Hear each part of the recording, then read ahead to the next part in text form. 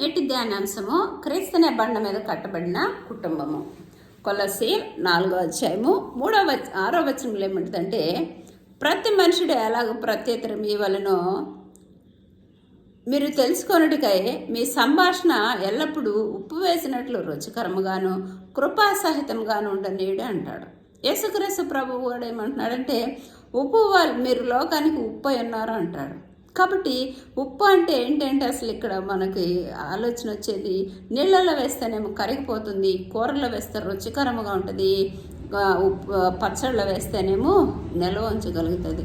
కాబట్టి భార్యాభర్తల యొక్క సంభాషణ కానీ వాళ్ళ యొక్క మాటల జీవన విధానం ఎలా ఉండాలంటే ఉప్పు వేసినట్లు కలిసిమెలిసిగా ఉండాలా.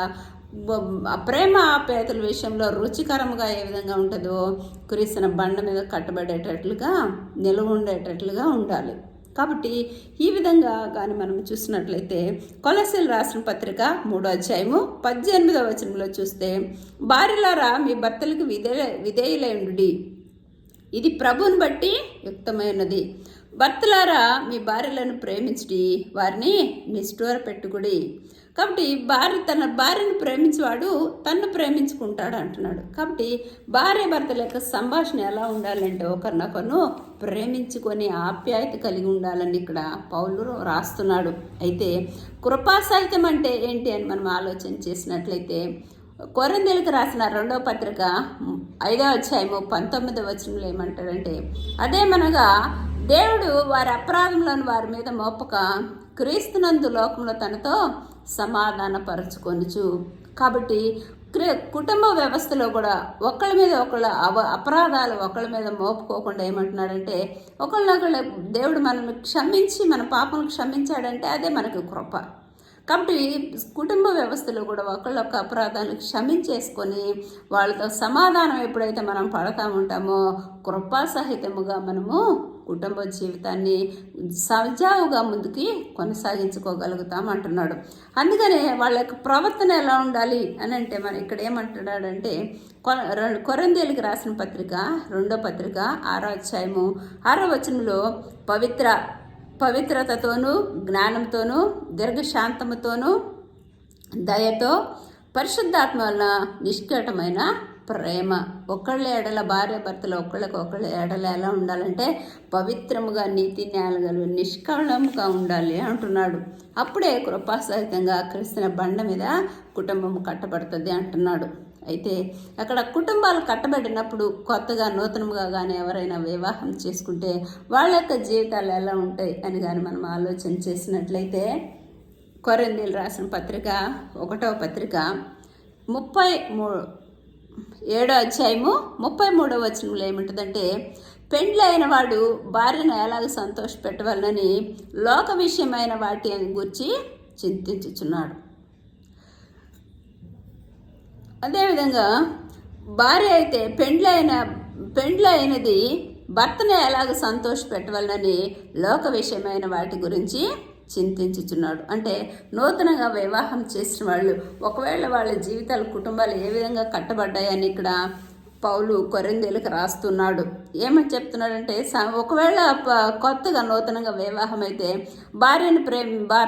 భార్యని సంతోష పెట్టాలను, భర్తని సంతోష పెట్టాలను, ప్రభు కన్నా ఎక్కువగా వారిని ప్రేమించి లోక విషయంలో ఇక్కడ అందుకనే ఇక్కడ ఏమంటున్నాడంటే వారు లోక సంబంధించిన విషయాల గురించి చింతించుచున్నారు అంటున్నాడు.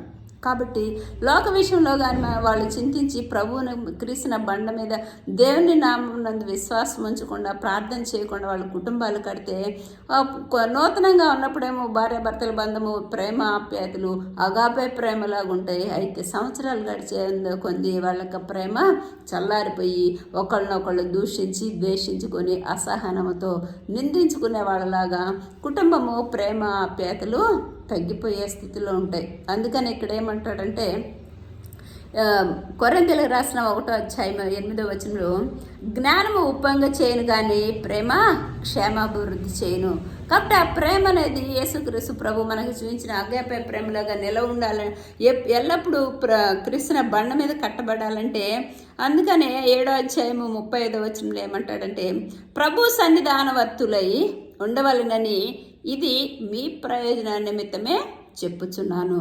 ఒకవేళ నూతనంగా వివాహం అయిన వాళ్ళు భార్యాభర్తలు కానీ ఒకవేళ ప్రభు సన్నిధానానికి వచ్చి ప్రభా క్రీస్తున బండ మీద మా కుటుంబాన్ని కట్టండి ప్రభా, ఈ కుటుంబం వల్ల నీ నామానికి మహిమ కలగాలి అని వాళ్ళు నిత్యము బైబిల్ చదువుతూ ప్రార్థన చేసుకుంటూ ఇద్దరు సమాధానము కలిగి ప్రార్థన చేసుకుంటూ ప్రభు మీద ఆధారపడి ప్రభా నీ చిత్తం ప్రకారం మమ్మల్ని నడిపించు, నీ మార్గంలో మమ్మల్ని మాకు కృప దయచేయ అని ఎప్పుడైతే ప్రభు సమర్పించుకొని కుటుంబ జీవితాన్ని కానీ ప్రారంభించారో అదేం చేస్తుందంటే ప్రేమ క్షేమాభివృద్ధి కలిగి చేస్తుంది.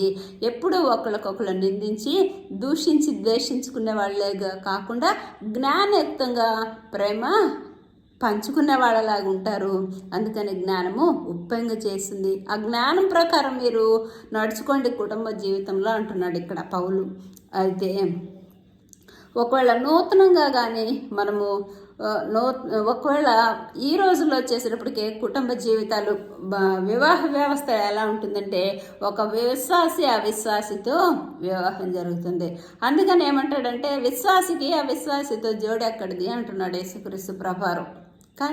కాబట్టి దేవాలయానికి బెల్యాలకి ఎక్కడ సంబంధము అని ఖచ్చితంగా ప్రభువు చెప్తున్నాడు. ఒక విశ్వాసిగా అవిశ్వాసితో అసలు పొత్తు ఉండకూడదు అంటున్నాడు. అయితే ఈ మధ్య సంబంధాలన్నీ ఒక విశ్వాసి అయిన వేరే అవిశ్వాసి యేసుక్రీస్తు ప్రభుని అంగీకరించండి వాళ్ళతో వివాహాలు జరుగుతున్నాయి. అలాంటి వాళ్ళ సమయంలో జీవితాలు ఎలా కట్టబడాలని కూడా ఇక్కడ రాస్తున్నాడు. కొరింథీయులకు రాసిన మొదటి పత్రిక 7వ అధ్యాయము 12వ వచనం చూసినట్లయితే ఏ సహోదరునికైనాను అవిశ్వాసురాలైన భార్య ఉండి ఆమె అతనితో కాపురం ఇష్టపడిన ఎడల అతడు ఆమెను పరిత్యజించకూడదు. భర్త గురించి ఏమంటారంటే అవిశ్వాసి అయిన భర్త భార్యను బట్టి పరిశుద్ధపరచబడును, అవిశ్వాసురాలైన భార్య విశ్వాసి అయిన భర్తను బట్టి పరిశుద్ధపరచబడును. ఇంకా ఏమంటాడంటే ఓ స్త్రీ నీ భర్తను రక్షించేదివో లేదో నీకేమి తెలియను, ఓ పురుషుడా నీ భార్యను రక్షించేదివో లేదో నీకేమి తెలియను. ప్రభువుని బట్టి ప్రతివారిని ఏ స్థితిలో నియమించినో దేవుడు ప్రతివారిని ఏ స్థితిలో పిలిచినో ఆ స్థితి అందే వాళ్ళు నడుచుకోండి అంటాడు. అయితే ఈ విధంగా మనము ఒక అవిశ్వాసం కానీ చేసుకుంటే వాళ్ళ యొక్క జీవితాల్లో ఒకళ్ళేమో ఎందుకంటే ఈ మధ్య ఒక సహోదరుని అడిగితే నేనేమో ఆలయానికి వెళ్తా, మా భర్త ఏమో మసీదుకి వెళ్తాడు, మాకు ఎలాంటి పోట్లాటలేవు కానీ కుటుంబ జీవితం ఉంది అంటున్నాడు. అయితే ఒక భర్త విషయంలో కానీ భార్య విషయంలో కానీ యేసుక్రీస్తు ప్రభు నామం వల్లనే రక్షణ, ఇంకే నామంలో రక్షణ లేదు. కాబట్టి భార్య భర్తలు ఈ లోకంలో ఉన్నప్పుడు భార్య భర్తలు శాంతి సమాధానంగా బ్రతకవచ్చు, కానీ రక్షణ కానీ లేకపోతే మనము ఒక ఆత్మను పోగొట్టుకుంటాము. అందుకని ఇక్కడ ప్రభు ఏమంటున్నాడంటే నీ ప్రవర్తన బట్టి నీ భర్తని రక్షించు అని ఇక్కడ యేసుక్రీస్తు పౌలు కొరింథీయులకు రాసిన పత్రిక ద్వారా బయలుపరుస్తున్నాడు.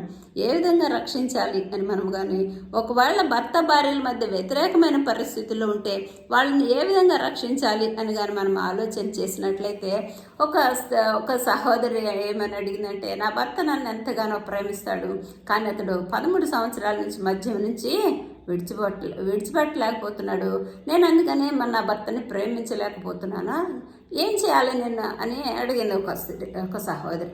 అయితే ఇక్కడ ఏమంటున్నాడంటే అతను ఏ స్థితిలో నియమించబడ్డాడో ఏ స్థితిలో పిలువబడ్డాడో ఆ స్థితిని ఎంతో నడుచుకోనాలి అంటున్నాడు. కాబట్టి సంతోషంగా ఉన్నప్పుడు భర్తని ప్రేమించడం కాదు, కానీ సంతోషంగా లేనున్నప్పుడు ఆ భర్తని ఆ సమయంలో కూడా భర్తని ప్రేమించబద్దురాలేంటిది. ఎందుకని మనం ఆలోచన చేసినట్లయితే క్రీస్తు మనం నీతి కార్యాలను బట్టి మనల్ని ప్రేమించలేదు, కానీ నశించి చిన్నదాన్ని వెతికి రక్షించడానికి యేసుక్రీస్తు ప్రభు ఈ లోకానికి వచ్చారు. అందుకనే ఇంకా ఇక్కడ ఏమంటున్నాడు, మీ కృపాసహితం అంటే ఇందాక ఏమని చెప్పాము, మా దేవుడు మన అపరాధములను మన మీద మోపక మనకేం చేశాడు, సమాధానం కలిగి చేశాడు. అందుకనే దేవుడు కృపాసక్తి సంపూర్ణుడు అన్నాడు. మరి మనం జీవితంలో కూడా ఆ వాక్యం చదివినప్పుడు మనం ఏం చేయాలంటే వాళ్ళ యొక్క దురావస్థల్లో కూడా వాళ్ళని ప్రేమించి వాళ్ళ అపరాధములు క్షమించగలగాల. యేసుక్రీస్తు ప్రభు వారంటే దేవుడు కాబట్టి పాపాలు క్షమించాడు, మనం ఎట్లా క్షమించగలుగుతాం అని కానీ ఆలోచన చేసినట్లయితే ఎప్పుడైతే మనము బైబిల్ ఎక్కువగా చదువుతూ ఉంటామో అప్పుడు మనలో ఏమొస్తుందంటే ఎదుటి వాళ్ళని దూషించి ద్వేషించి వాళ్ళే పాపులు మనమే నీతిమంతులు అనకుండా మనలో వాక్యం కానీ మనం ఎక్కువగా చదివి ప్రార్థన చేస్తున్నప్పుడు పరిశుద్ధాత్మ దేవుడు ఏం చేస్తాడంటే మన పాపాలని ఒప్పిస్తాడు. ఎప్పుడైతే పరిశుద్ధాత్మ దేవుడు మనల్ని పాపాలను ఒప్పించినప్పుడు మనం అప్పుడు ఏం చేస్తామంటే ఎదుటి వాళ్ళని క్షమాపణ గుణం అనేది మనకి పరిశుద్ధాత్మ ఇస్తాడు. అప్పుడు మనం ఎప్పుడైతే పరిపూర్ణంగా ప్రభువులో బైబిల్ చదివి ప్రార్థన విజ్ఞాపనలు చేస్తూ వాళ్ళ కోసం కూడా విజ్ఞాపన చేస్తున్నప్పుడు ప్రభా అప్పుడు మన ప్రార్థన ఎలా ఉంటుందంటే, ప్రభా నన్ను క్షమించు, నా భర్తని క్షమించు, నేను భర్తని క్షమిస్తున్నాను ప్రభా, నువ్వు కూడా క్షమించు, ఆ వ్యసనాల నుంచి విడిపించు అని ఎప్పుడైతే ప్రార్థన చేస్తారో అప్పుడు పరిశుద్ధాత్మ దేవుడు సమస్తమైన కీడుల నుంచి విడిపించి క్షమాపణ ఎప్పుడైతే ఒకరినొకరు కోరతామో ప్రభు కూడా అపరాధులను క్షమించి శాంతి సమాధానాలను అనుగ్రహించి ఆ దుర్వ్యవస్థ నుంచి విడిపించగలుగుతారని ఆ సహోదరికి బయలుపరిచాను. అప్పుడు వాళ్ళు నిజంగా అసలు వాళ్ళ యొక్క స్థితిలో ఏ విధంగా మారాలో, నిజంగా ప్రేమించవచ్చు, ఆ స్థితిలో కూడా భర్తను ప్రేమించవచ్చు అనే ఒక విశ్వాసంలోకి ఆ సహోదరి నమ్మిందనమాట. అలాగా ఇక్కడ పౌలు కూడా ఏమంటున్నాడంటే, ఓ స్త్రీ నీ భర్తను రక్షించదువేమో ఒకవేళ అంటున్నాడు. కాబట్టి అలాగా కాకుండా పరిపూర్ణంగా కుటుంబ వ్యవస్థ ఇక్కడ ఎలా ఉండాలంటే, ఇక్కడ యేసుక్రీస్తు ప్రభువారు కుటుంబ వ్యవస్థ గురించి, అందుకని మోషే కుటుంబ వ్యవస్థ విడిపోవాలని రాశాడు. కానీ దేవుడు ఏమంటాడంటే, దేవుడు భార్య భర్తను సృష్టించినప్పుడు వాళ్ళని ఏక శరీరముగా సృష్టించి క్రీస్తున బండ మీద కట్టబడేటట్లుగా ఏర్పాటు చేశారు. కాబట్టి స్త్రీని ఒక పురుషుణ్ణి ధర్మశాస్త్రము విడిపోవాలని ఎప్పుడు చెప్పదని యేసుక్రీస్తు ప్రభువారు అంటున్నాడు. కాబట్టి ఈ విధంగా కానీ మనం ఎప్పుడైతే దేవుని యొక్క వాక్యంలో కానీ దేవుని యొక్క భయభక్తులు కలిగి కానీ ఉన్నప్పుడు మనకు మాట భార్యని మన మాట ఎప్పుడైతే యేసుక్రీస్తు ప్రభుకి లోబడి ఉంటుందో అప్పుడు ప్రేమ, ఆప్యాయత, క్షమాపణ ఉంటుంది. కోపము, అసూయ, ద్వేష అలాంటి పరిశుద్ధాత్మ దేవుడు తొలగిస్తూ ఉంటాడు. కాబట్టి మనల్ని పరిశుద్ధపరచుకున్నప్పుడు భార్యను భర్తను కానీ దూషించడం ద్వేషించడం కాకుండా ప్రేమని పంచగలుగుతాం. ఎప్పుడైతే భార్య భర్తల యొక్క బంధము సమాధానముగా శాంతిగా ఒకళ్ళనొకళ్ళు క్షమించుకొని ఒకళ్ళొకళ్ళు ప్రేమ ఆప్యాయత కలిగిన సంభాషణ ఉంటుందో ఆ పిల్లలకి ప్రేమ ఆప్యాయత చూపిస్తాము. అప్పుడు ఆ కుటుంబము క్రీస్తున బండ మీద కట్టబడుతుంది. ఒకవేళ వాక్యం కానీ వాళ్ళ జీవితంలో లేకపోతే కోపాలు, అసూయ, ద్వేషము, లేకపోతే గర్వం, అహంకారం, అతిశయాలు ఉన్నప్పుడు కుటుంబంలో భార్య భర్తలు వాళ్ళని దూషించి ద్వేషించే వాళ్ళలాగుంటారు. వాళ్ళ పిల్లలు కూడా వాళ్ళ ప్రవర్తన చూసి తల్లిదండ్రుని దూషించుకున్నప్పుడు పిల్లలు ఒక వ్యతిరేకమైన ఆలోచనలోకి వెళ్ళిపోయి మొండి వాళ్ళలాగా అయిపోయి తల్లిదండ్రికి లోబడకుండా వాళ్ళ యొక్క జీవితాలు అసమాధానముగా ఉంటాయి. అంటే ఆహారం ఉంటుంది, వస్త్రాలు ఉంటాయి, ధనము అన్నీ ఉంటాయి, కానీ వాళ్ళకి జీవితాల్లో సమాధానం ఉండదు. కాబట్టి ఉప్పు వేసినట్లు ఒక జీవితం రుచికరంగా కృపాసహితంగా ఉండాలంటే క్రీస్తుని బండ మీద కుటుంబాన్ని కట్టాలి. అంటే ఒకళ్ళకొకళ్ళు ప్రేమ ఆప్యాయతలు కలిగి ఒకళ్ళనొకళ్ళు ప్రేమించాలి. అందుకని మీ భార్యలను ప్రేమించండి, మీ భార్యలారా మీ భర్తలకు అసలు లోబడి ఉండండి, వాళ్ళని నిష్ఠూర పెట్టకండి అని భర్తలకు కూడా ప్రభు చెప్తున్నాడు. ఈ విధంగా దేవుని భయభక్తులు కలిగి ఉంటే క్రీస్తున బండ మీద కుటుంబాన్ని కట్టగలుగుతాము, ప్రేమ ఆప్యాయతలు పంచగలుగుతాం.